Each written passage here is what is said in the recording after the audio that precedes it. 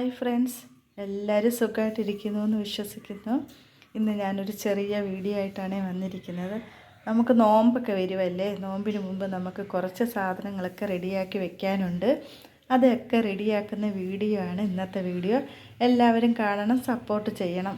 പിന്നെ എല്ലാവർക്കും എൻ്റെ അസ്സലാമു അലൈക്കും. ഇന്ന് ഞാൻ ഇച്ചിരി ചമ്മന്തിപ്പൊടി ഇടിച്ച് വയ്ക്കാമെന്ന് വിചാരിച്ചു. അതിന് നമ്മുടെ മുളകും മല്ലിയും നമ്മൾ ഇതുപോലെ വറുത്ത് വെച്ചിട്ടുണ്ട്. അതുപോലെ തന്നെ തേങ്ങ തിരികെ ഇങ്ങനെ വെച്ചിട്ടുണ്ട്. ഇനി തേങ്ങയിൽ ഇടേണ്ടുന്ന സാധനങ്ങൾ എന്തൊക്കെയാണെന്ന് കാണിക്കാം.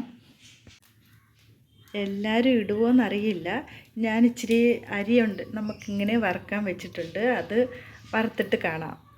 അങ്ങനെ നമ്മുടെ അരി വറുത്തതും ഈ മുളകിൻ്റെ കൂട്ടത്തിൽ ഇങ്ങനെ വെച്ചിട്ടുണ്ട്. നമ്മുടെ ചമ്മന്തിപ്പൊടിക്ക് ആവശ്യമായ സാധനങ്ങളാണ് ഇതൊക്കെ. ഇനി നമുക്ക് തേങ്ങയിലേക്ക് എന്തെല്ലാം ആവശ്യമുള്ള സാധനങ്ങളുണ്ടെന്ന് നോക്കാം. ഇനി ആവശ്യമുള്ളത് നമ്മുടെ കുരുമുളക് കുറച്ചിടണം.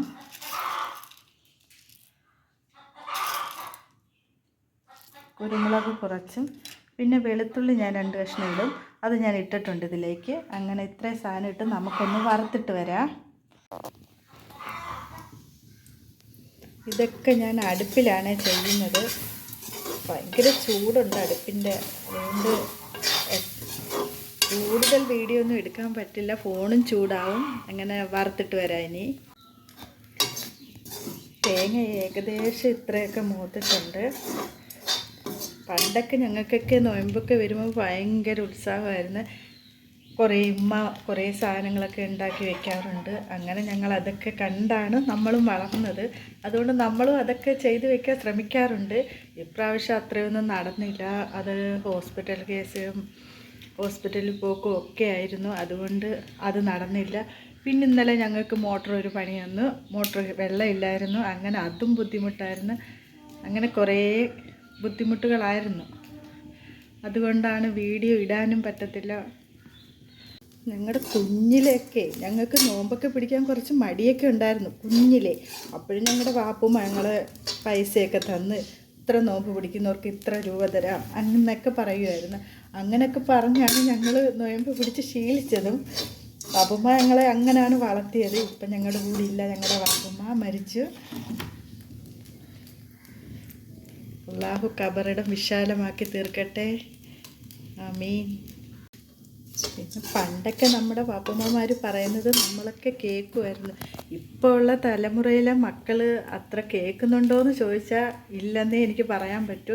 അവരതൊന്നും ഉൾക്കൊള്ളുന്നില്ല പറയുന്ന കാര്യം. പണ്ടൊക്കെ അവരൊക്കെ പറഞ്ഞു തരുന്നത് നമ്മൾ കേട്ടും അനുസരിച്ചും അതുപോലൊക്കെ വളർന്നതുകൊണ്ട് നമുക്ക് നല്ലതേ ഉണ്ടായിട്ടുള്ളൂ. പക്ഷേ ഇപ്പോഴത്തെ തലമുറ അങ്ങനെ കേൾക്കുമോ എന്ന് ചോദിച്ചാൽ എനിക്കറിയില്ല. ഇനി ഇതിലേക്ക് നമ്മൾ കുറച്ച് പുളി ഇട്ട് കൊടുത്തിട്ടുണ്ട്.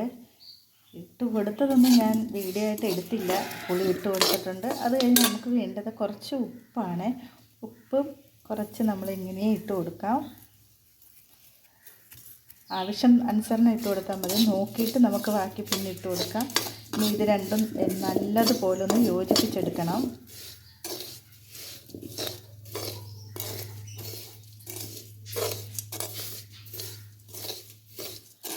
നമുക്കിത് രണ്ടും നമ്മുടെ മിക്സിയുടെ കുഞ്ഞ് ജാറിലിട്ട് വേണം ഇതെല്ലാം കൂടെ ഒന്ന് പൊടിച്ചെടുക്കാൻ. ഇതെല്ലാം ഒന്നിച്ച് പൊടിച്ചെടുക്കാം നമുക്ക്.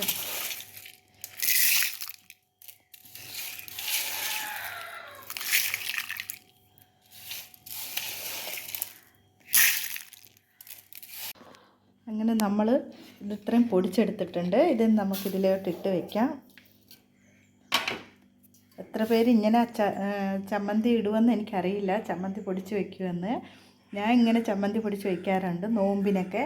അതെന്തുകൊണ്ടാണെന്ന് വെച്ചാൽ നമുക്ക് നോമ്പിന് ചിലപ്പോൾ ചോറൊക്കെ ഉണ്ണണമെന്ന് തോന്നുകയാണെങ്കിൽ ഒരു ഇച്ചിരി ചമ്മന്തിപ്പൊടിയും ഒരു അച്ചാറോ ഒരു മുട്ട പൊരിച്ചതോ ഒക്കെ കൂട്ടി ചോറിനാൻ നല്ല ടേസ്റ്റാണ്. എല്ലാവരും ഒന്ന് ചെയ്ത് നോക്കങ്ങനെ, നല്ല ടേസ്റ്റാണ്. ഒരുപാട് ഫാസ്റ്റ് ഫുഡ് അങ്ങനെ ഉപയോഗിക്കാറില്ല ഇവിടെ. നമ്മൾ നോമ്പ് പിടിച്ചാലും വീട്ടിലുണ്ടാക്കുന്ന ഫുഡുകളെ കഴിക്കാറുള്ളൂ. അങ്ങനെ വെളിയിൽ നിന്ന് അപൂർവമായിട്ടാണ് മേടിക്കാറ്. എവിടെയെങ്കിലും പോവുകയോ അല്ലെങ്കിൽ നമുക്ക് എന്തെങ്കിലും വയ്യായ്കയോ ഉണ്ടെങ്കിൽ മാത്രമേ മേടിക്കാറുള്ളൂ. അല്ലെങ്കിൽ നമ്മൾ കഴിവതും വീട്ടിലുണ്ടാക്കാനാണ് ശ്രമിക്കുക. അങ്ങനെ നമ്മുടെ ചമ്മന്തിപ്പൊടി റെഡി ആയിട്ടുണ്ട്. വേണ്ടോ,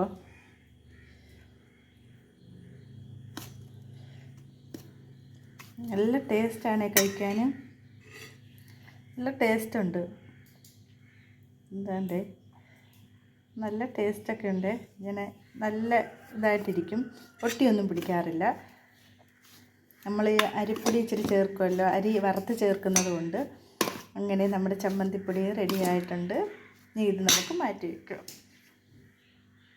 ഇനി നമുക്ക് ഈ മാങ്ങ ഇച്ചിരി അച്ചാറിട്ട് വെക്കണം. ഈ മാങ്ങ നമ്മുടെ ഇവിടുന്ന് പിച്ചിയതാണ്, നമ്മുടെ മാവിൽ നിന്ന് തന്നെ. ഒരെണ്ണം ഇരുന്നത് കൊണ്ട് അങ്ങ് ഇച്ചിരി വിളഞ്ഞു പോയി. ഇനി നമുക്ക് ഈ മാങ്ങയും കൂടെ അച്ചാറിടാം. ഇതുകൂടെ അച്ചാറിട്ട് വെച്ചിട്ട് നമുക്ക് കാണാം. അപ്പോഴും നമ്മുടെ ഇടയത്താഴമൊക്കെ കഴിക്കണമെങ്കിൽ ഇതിൽ നിന്നൊരു ശകലം മാങ്ങയും ഇച്ചിരി ചമ്മന്തിപ്പൊടിയും ഒരു മുട്ട പൊരിച്ചതോ ഒരു മീൻ പൊരിച്ചതോ അല്ലെങ്കിൽ അങ്ങനെ എന്തെങ്കിലും ഒരു ഇതുകൂടെ ഉണ്ടെങ്കിൽ നമുക്ക് നല്ലപോലെ ചോറ് കഴിക്കാൻ പറ്റും. അതുകൊണ്ട് എല്ലാവരും ഒന്ന് ട്രൈ ചെയ്ത് നോക്കണം. എല്ലാവർക്കും ഇഷ്ടപ്പെടുമെന്ന് വിശ്വസിച്ചുകൊണ്ട് വീഡിയോ ഇവിടെ വെച്ച് നിർത്തുന്നു.